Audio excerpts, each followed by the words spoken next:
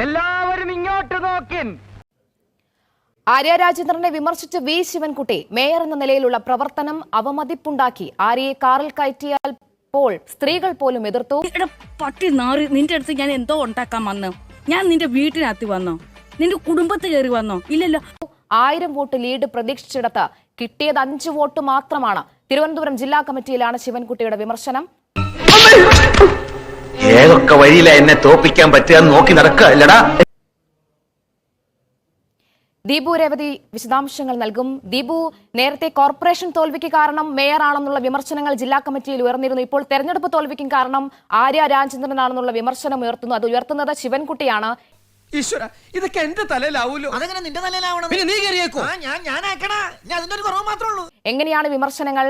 വിശദാംശങ്ങൾ.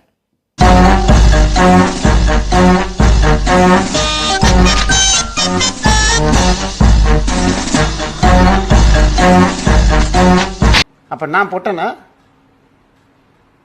ഇത്രയും ഞാൻ ചെയ്തുകൊണ്ടിരിക്കുന്നു, ഞാൻ പൊട്ടനാ? നേമം മണ്ഡലത്തിലാണ് ശിവൻകുട്ടി മത്സരിച്ചത്. ഈ നേമം മണ്ഡലത്തിൽ തന്നെയുള്ള ഒരു നേതാവാണ് ആര്യ രാജേന്ദ്രൻ. തന്നെയുമല്ല, ആര്യ രാജേന്ദ്രന്റെ പ്രവർത്തനങ്ങളാണ് കോർപ്പറേഷൻ തെരഞ്ഞെടുപ്പിൽ തിരിച്ചടിയായി നേരത്തെ തന്നെ. ഇവൻ ഇങ്ങനെ കണ്ണിച്ചോരയില്ലാത്ത വർത്തമാനം പറയാൻ ഞാൻ എന്ത് തെറ്റി രാമേട്ട?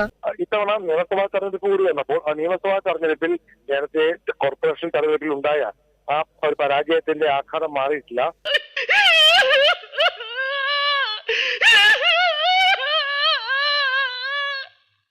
ആര്യയുടെ പ്രവർത്തനങ്ങൾ നിയമസഭാ തെരഞ്ഞെടുപ്പിലും തിരിച്ചടിയായ തരത്തിലേക്ക് കാര്യങ്ങൾ പോകുന്നുണ്ട്.